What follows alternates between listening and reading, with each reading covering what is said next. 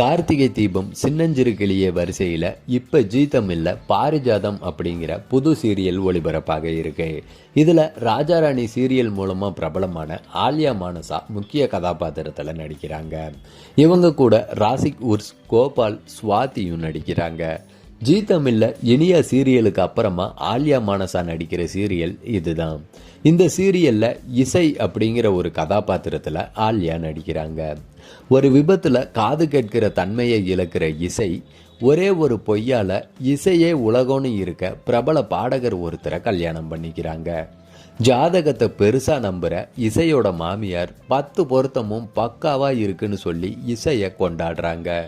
ஆனா இசையோட ஜாதகம் அவளோட சித்தியால மாத்தி எழுதப்பட்டது அப்படிங்கிற உண்மை தெரிய வந்தா என்ன நடக்கும்? இசைக்கு காது கேட்காது அப்படிங்கிற உண்மையும் தெரிய வந்தா அவளோட வாழ்க்கை என்னாகும்? இதுதாங்க இந்த சீரியலோட கதை.